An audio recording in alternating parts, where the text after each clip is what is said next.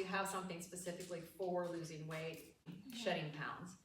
And so beyond the eating window, like we talked about yesterday, shortening that period of time that you actually eat within, if you can keep it within that 8-hour window that actually complements the circadian rhythm of your body between that noon and 8 p.m.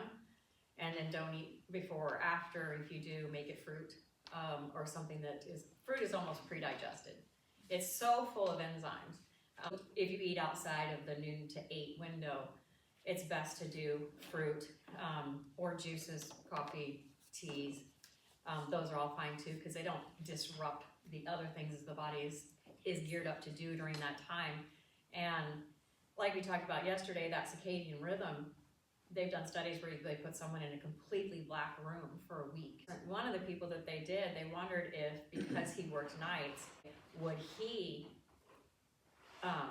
come back into balance with the circadian rhythm, even though he couldn't see light, he didn't know when the sun was coming up, you kind of lose time if there's no light at all. Within 3 days, he was on the same rhythm that the sun is on, because that's actually what sets your circadian rhythm, is the movement of the sun around us.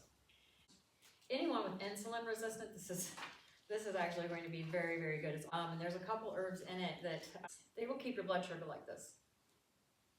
Like, it's crazy, because I've experimented with the different herbs and stuff before I started putting them together for a while.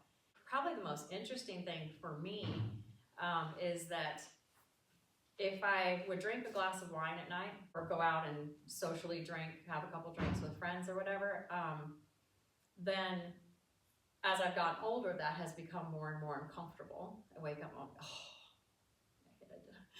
And there's not, like, it just, because it keeps the glucose from spiking, you don't have this.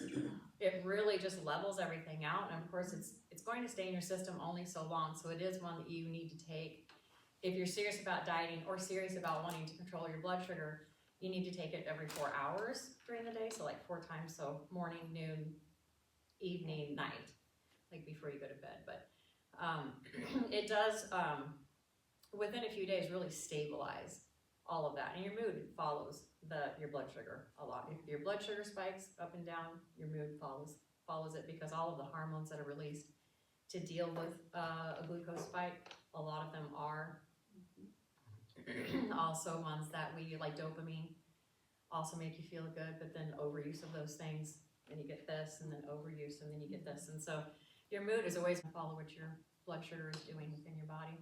A vitamin B12 that until about 30 we have in our body pretty abundantly, and we are very easily able to convert it, that actually tells the body to burn the not pretty fat and the visceral fat, the fat that's within you around your organs.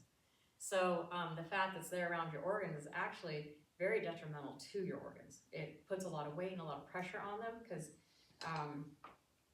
everything in your body is kind of held together by the fascia. And people used to think that it was a kind of fat that made that marbling on the back of your leg, but that's actually fascia. That's actually fat pushing through the fascia.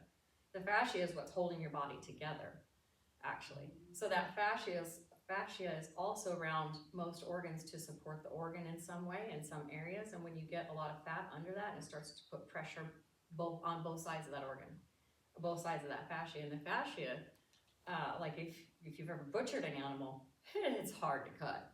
Like, it's serious. So that visceral fat actually is really bad for your organs, and the older we get and the lower we get on B12, the more the body allows to stay there. The body stops telling it to burn it, because it's required, B12 is required in order to burn it. And so it's actually pretty amazing. I could tell in 2 days. I was like, wow. Like, places that you just hold on to fat, you know, like there, your chicken wings, there. It just started coming off, and I was like, huh, this is really cool. So it's important to love the way that you look. But it can be very difficult to lose any of the weight that you really want to lose if you don't have, your body doesn't have what it needs in order to do it. So a lot of times it is just a lack of something, because the body isn't against you. It doesn't want us to be unhealthy in any way, no matter what that looks like. And so it's just a matter of knowing what to put in that isn't there.